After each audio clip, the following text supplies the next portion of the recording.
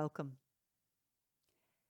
One of the things that I love about mixing somatics and yoga is that somatics offers a playful, expressive, creative, joyful way of accessing a yoga practice.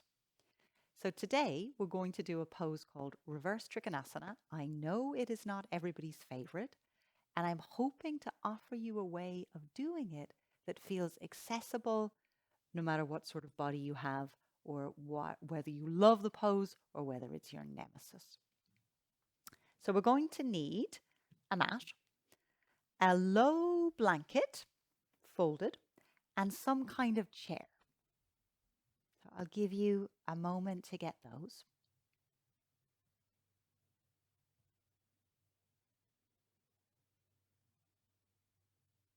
And then we're going to start in lying down on our sides.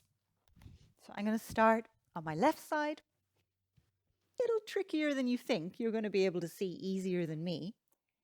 Feet straight down from knees, palms straight out, palm over palm.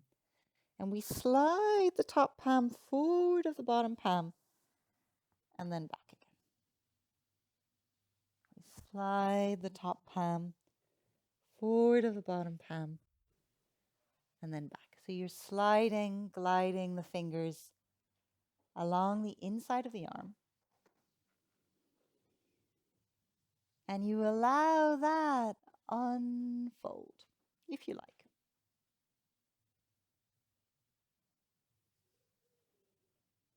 This is the first action. Already some thoracic rotation here. Really nice way to unwind the spine. The second action is to take a straight arm all the way up. Breathing in as you open and breathing out as you fold. A little bit more rotation for the head neck. Slightly more leverage because of the straight arm.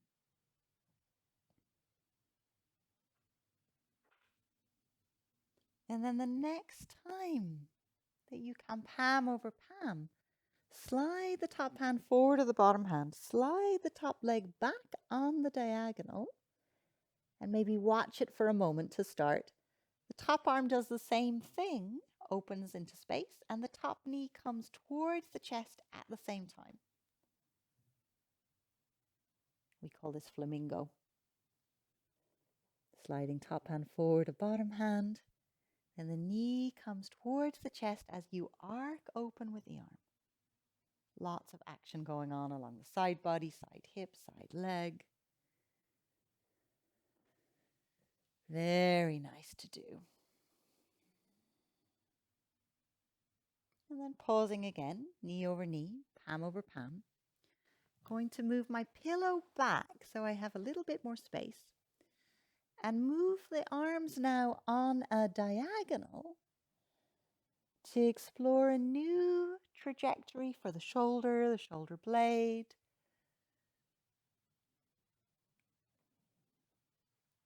Again, this gorgeous caressing action up the inside of the arm.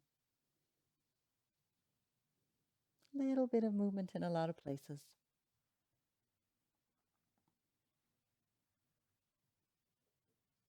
And the next time you come palm over palm here, pause. And we'll trail the fingers above the head along the floor so you open up into an arc and then trailing back. And do that a few times and just let the upper body travel with the movement.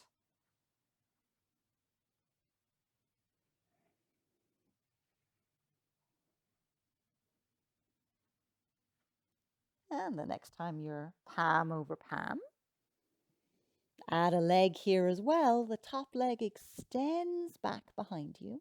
So you have a diagonal. And now as the fingers trail above the head along the floor, the straight leg travels forward. And then the straight leg travels back. So you have one long line between your fingers and your toes. Really nice.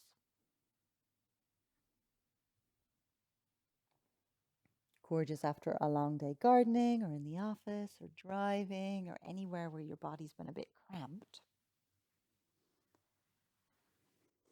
And the next time you're in the open position, straighten your bottom leg, flex your feet, and have a look or a feel and see, what pose does that approximate? I wonder.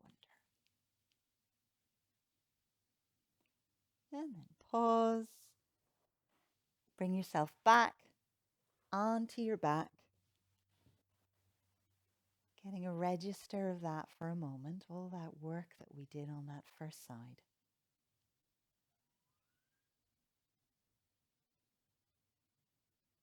And then take yourself over to your second side.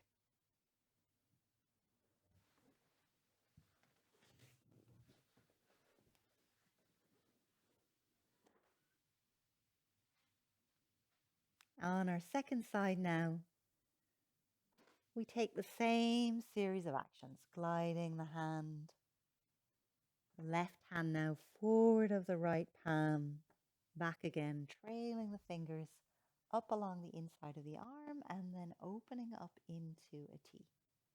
Only if that feels feasible, possible, easy, interesting. Really go with your range of movement as we travel. This is the first action. And I know it may seem that there's a lot of prep here, but twisting is actually the most complex thing that we do in movement. Forward and backwards. Then opening the arm up in a straighter shape so that you're arcing all the way over, all the way back. And just as we did on the first side, following the fingers with the eyes, and then adding in the leg extending back as you reach the arm forward, and the leg moving forward as you reach the arm backwards into space. So that you get this gorgeous, what's called a pandiculation of your side body, gliding short, gliding long.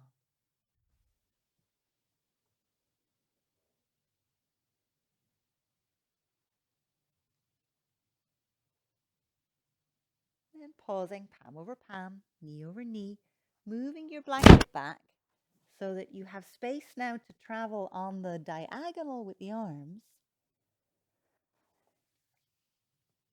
reaching the top arm along that diagonal, letting the head, the torso, the thoracic go along for the ride, every part of your body in relationship. And you might find that there are some sticky places anywhere along the way in this sequence. Feel free to explore there some more in your own time. From there, trailing fingers above the head along the floor, so arcing.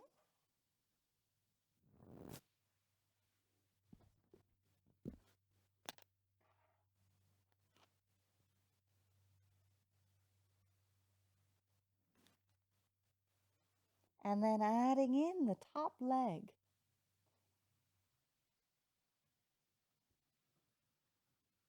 So you get an arcing arm and a straight leg and one long line, fingers to toes.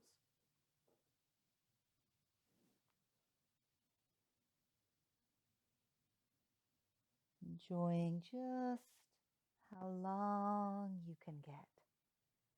And then staying in the open position, lengthening that bottom leg for a moment, flexing both the feet, figuring out, if I was in standing, what position would I be in? And then release.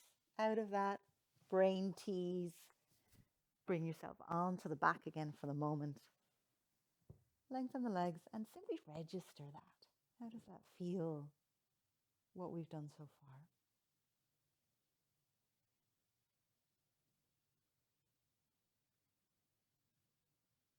Your body might feel longer, lighter, more in contact, less in contact with the floor, or just different. And then bend the knees one more time. Roll onto your side. Bring yourself up to sit. And then up to stand.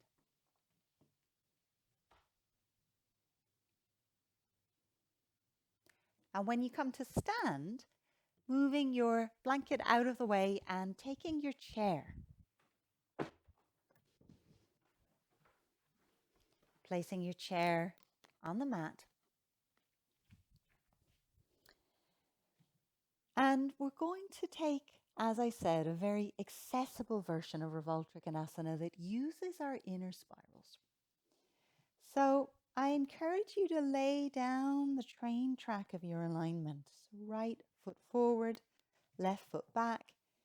And if you were to step that left foot straight back from, let's say, your hip socket, where would the foot lie? And we'll add a little mantra to our folding forward. Inhaling, lengthening head to tail. Exhaling, folding in the forward direction. Pausing and stabilizing.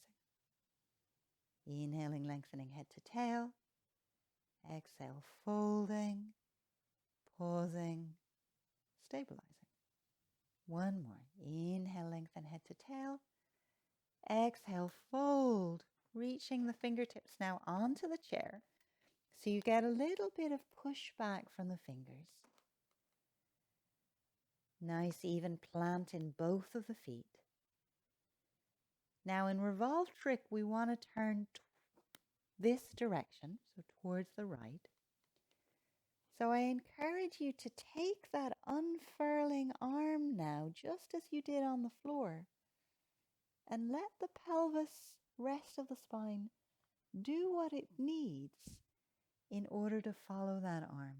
You could even trace it up the inside of the arm if you like, opening up, finding one long line and a place where you can breathe. One more time. Whole body involved in opening into this beautiful pose. And then stepping forward or stepping back. Something symmetrical. Left leg is going to go in front. Right leg steps back on the train track of your alignment. Hands by your sides or on your pelvic halves. Inhaling, lengthening head to tail. Exhaling, folding, so you're rotating the heads of the femurs around the acetabulum and vice versa. Pausing and stabilizing. Inhaling, lengthening head to tail. Exhale, travel. Pause, stabilize.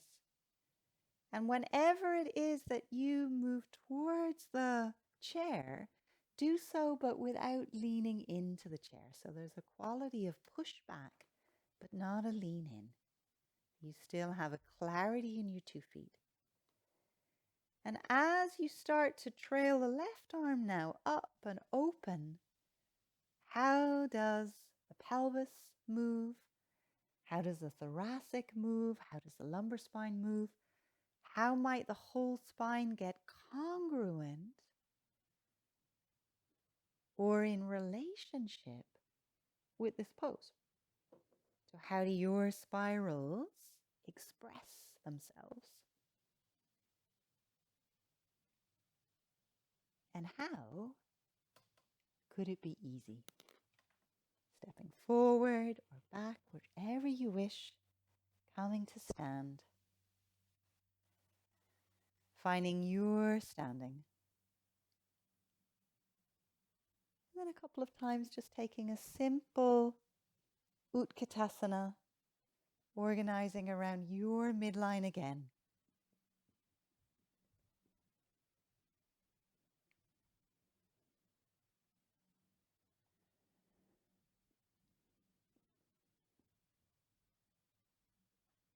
And then take a little walk around your room. and find your spirals in your walking, however that gets expressed for you. Find a nice, easy spiraling of your limbs, your arms.